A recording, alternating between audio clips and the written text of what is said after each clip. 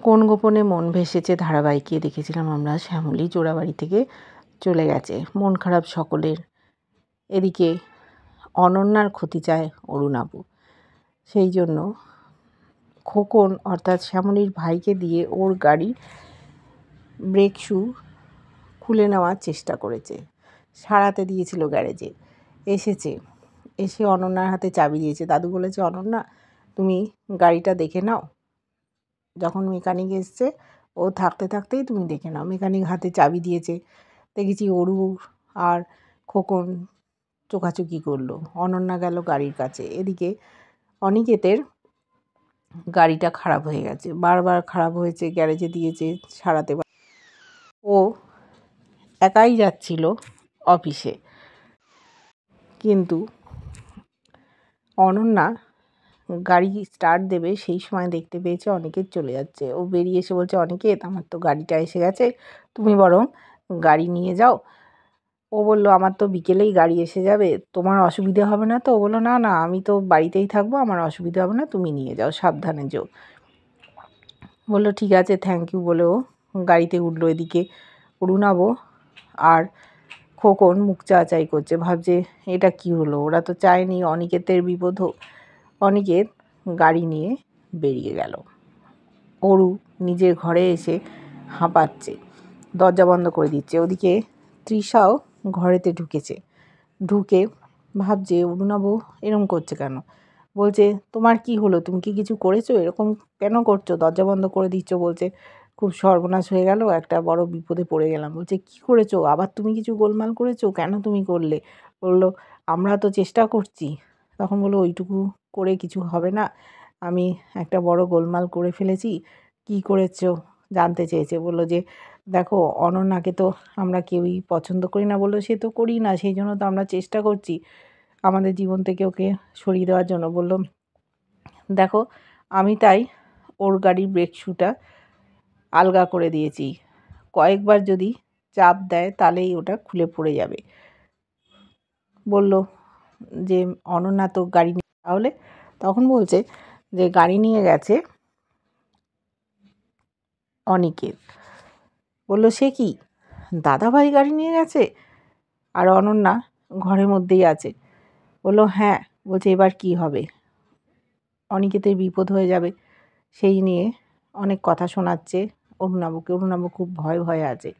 তারপর হঠাৎ দেখলাম তৃষা বলল, যাকে যা হয়েছে ভালোই হয়েছে, তুমি চিন্তা করো না, দেখো কিছু না কিছু কাজ তো হবেই। দাদাভাই গেছে, দাদাভাইয়ের যদি অ্যাক্সিডেন্ট হয় আর যদি না বাঁচে, তাহলে তোমার ওপর সমস্তটা আসবে, তুমি কোম্পানির দায়িত্ব পাবে, যেটা তুমি চেয়েছিলে।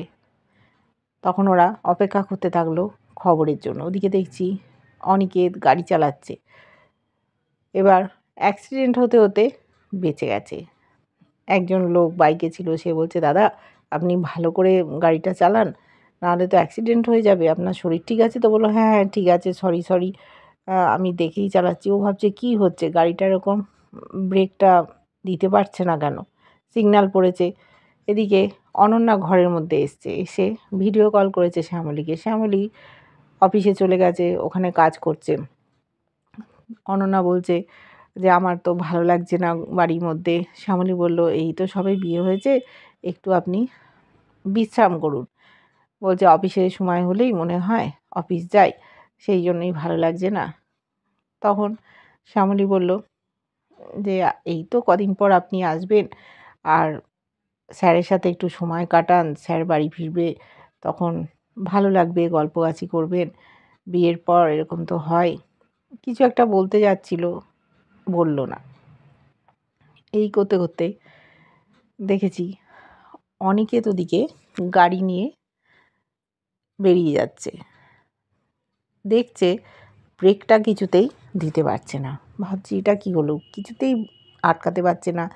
বাচ্চাদের নিয়ে মায়েরা স্কুল থেকে ফিরছে, আরেকটু হলে অ্যাক্সিডেন্ট হয়ে যাবে। এই করতে এক জায়গায় ধাক্কা মেরে দিয়েছে। সেখানে ধাক্কা মারতেই অনিকেতের মাথাটা স্টিয়ারিংয়ে লেগে ফেটে গেছে। ফেটে গিয়ে এদিক ওদিক একবার তাকালো, তাকিয়েই অজ্ঞান হয়ে গেছে। লোকেরা ছুটতে ছুটতে এসছে, ওখানে পুলিশ চলে এসছে। এদিকে ঠিক সেই মুহূর্তে অনন্যার সাথে শ্যামলী কথা বলছিল, আনাজ কাটছিল। শসাটা কাটতে গিয়ে হাত কেটে রক্ত পড়ছে। একই সাথে দুজনে এরকম ঘটেছে। তখন বলছে, অনন্যা তোমার কি হলো? বলছে এই যে হাতটা কেটে গেছে। বলছে শিগগির তুমি ওষুধ লাগাও। বললো না না কিচ্ছু হবে না, আমি একটু চিনি দিয়ে দেবো তাহলে ঠিক হয়ে যাবে। বলছে চিনি দেবে কেন? আমি ভার্গবীকে বলছি ও তোমাকে ফার্স্ট এড বক্স এনে আমার কেবিন থেকে ঠিক করে দেবে। বলছে না না ম্যাডাম, এইটুকুর জন্য আপনি চিন্তা করবেন না। তারপরে ও ফোনটা রেখে দিয়েছে। এদিকে অনিকেত নাকি অনেকক্ষণ বেরিয়েছে, অনন্যা জানিয়েছিল শ্যামলীকে। শ্যামলী বলছে কই স্যার তো আসেনি এখনো পর্যন্ত। বলছে আসেনি অনিকেত? বললো না, এলে তো জানতে পারতাম, কফি চাইতো কিংবা কাউকে দিয়ে চেয়ে নিয়ে যেত, দেখিনি তো। তুমি বরং স্যারকে ফোন করো। বলছে আচ্ছা ঠিক আছে, ফোন করছি। অ্যাক্সিডেন্টটা ওদিকে হয়ে গেছে, পুলিশ এসছে। পুলিশ দেখলো যে এখনও বেঁচে আছে, হাসপাতালে দিতে হবে। ভাবলো বাড়িতে ফোন করবে। মানিব্যাগটা নিয়ে নিয়েছে, কার্ড দেখছে। ফোন করেছে, প্রথমেই শ্যামলী মালাকার লেখা ছিল, সেখানে গেট বেঙ্গল ক্যাটারার সেই কার্ডে দেখেছে। ফোন করবে সেই সময় দেখেছি মন্দার চলে এসছে। এসে বলছে শ্যামলী তোর কি হয়েছে? হাত কেটে গেছে, শিগগির তুই চ। টানতে টানতে নিয়ে গেছে। আর পুলিশও সেই সময় শ্যামলীকেই ফোন করেছে। ফোনটা বেজে গেল, ধরল না। এদিকে অবস্থা খারাপ অনিকেতের। অনিকেতের বাবা মাকে বলছে দেখো আমার মনটা ভালো নেই, আমরা মনে হয় ঠিক কাজ করলাম না। শ্যামলীর মতো একটা মেয়ে সে বাড়ির বাইরে আছে, ওর বর, ওর সংসার আমরা অন্যের হাতে তুলে দিলাম, এটা কি আমরা ঠিক করলাম? মেয়েটা কত আমার ছেলের জীবন বাঁচিয়েছে, পরিবারের জন্য কত কি করেছে, আমাদের না কোনো বড় ক্ষতি হয়ে যায়, এটা মনে হয় ভুল হলো, জানি না কি হবে। তখন অনিকেতের মা বলছে যে এইসব তুমি কি বলছো? বলছে তুমি একবার ভেবে দেখো, একটা মেয়ের জীবনটা নষ্ট হয়ে গেল, ওরা সকলেই দায়ী এর জন্য। মন খারাপ করে বসে আছে। অনিকেতের মারও কোথাও একটা মনে হয় যে হয়তো ঠিক করলো না, কিন্তু প্রকাশ করে না। শ্যামলীকে ছেলের বউ হিসেবে কোনোদিন মেনে নিতে পারেনি।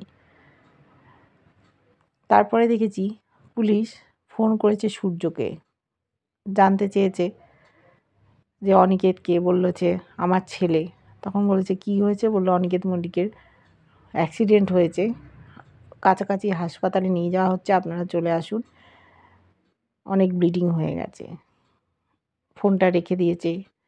ওর মা চলে এসছে, বলছে কি হয়েছে? তুমি বললে আমার ছেলে। তখন বললো অনিকেতের অ্যাক্সিডেন্ট হয়ে গেছে। ওর মা চিৎকার করে উঠেছে। চিৎকার করতেই অরুণাবু আর তৃষা বুঝতে পেরেছে কিছু একটা ঘটেছে। ওরা যেটা আশা করছিল হয়তো সেরকমই ঘটে গেছে। তৃষা এবার ভয় পাচ্ছে, বলছে তুমি কোনোভাবে জড়িয়ে পড়বে না তো? তুমি দেখো সেরকম কিছু করনি তো? ও ভাবছে যে না, আমার নাম হয়তো জড়াবে না।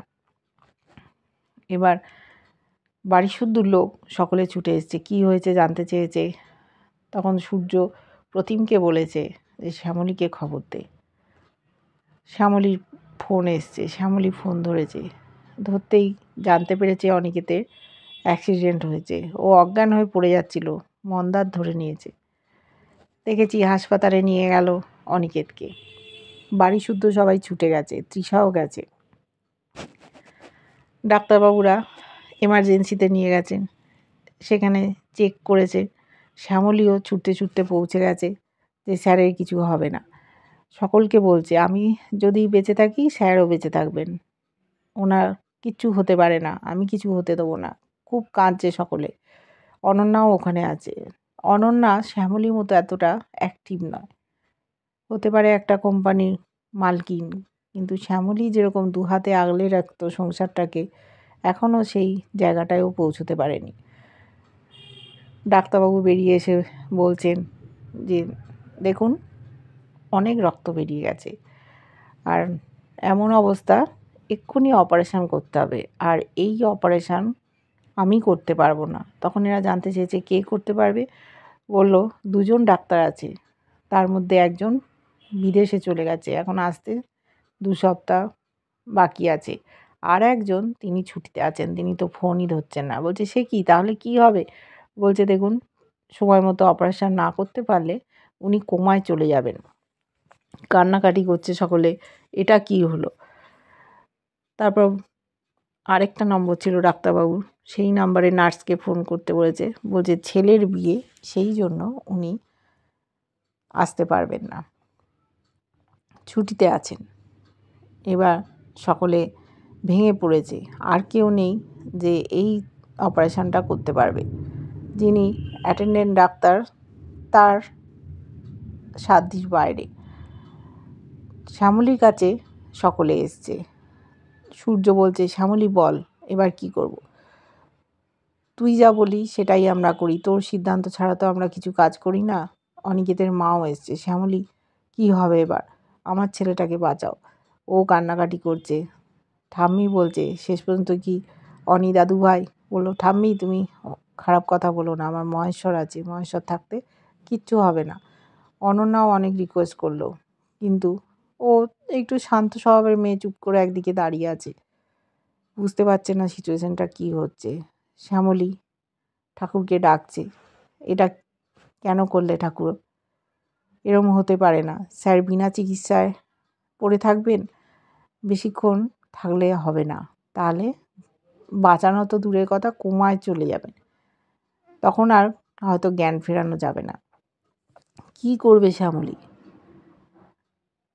সমস্তটাই ওর ওপর নির্ভর করছে। গোটা জোড়াবাড়ি শ্যামলীর সিদ্ধান্তই মেনে নেয়। তাই দেখব শ্যামলী হয়তো ডাক্তারের কাছে যাবে, ডাক্তারবাবুকে রিকোয়েস্ট করে আনবে, পারলে ওই অনিকেতের জীবনটা বাঁচাতে পারবে। কেমন লাগছে এই আপডেটটা? ভালো লাগলে লাইক, কমেন্ট, সাবস্ক্রাইব করো। যারা ফেসবুক পেজ থেকে দেখছো, ফলো করে সাথে থেকো।